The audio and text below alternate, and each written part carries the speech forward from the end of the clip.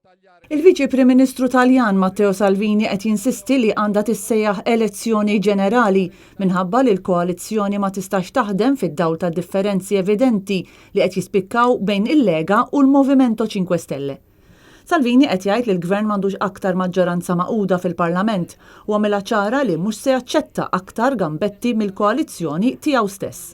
Se mi accolgo che qualcuno mi vuole fermare e allora la parola torna al popolo italiano, senza se e senza ma.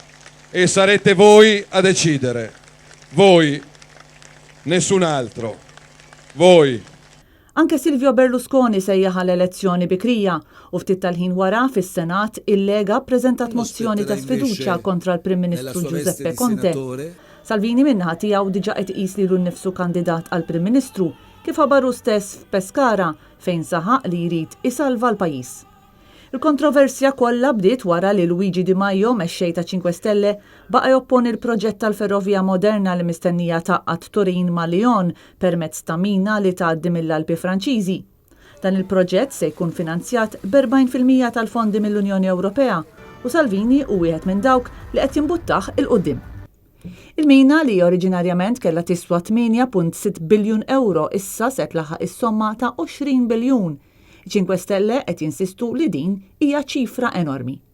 Intant kelliem mal-Kummissjoni Ewropea qal li bħala Unjoni Ewropea qed isegwu din is-sitwazzjoni fil-Gvern Taljan iżda mhux se jikkumentaw.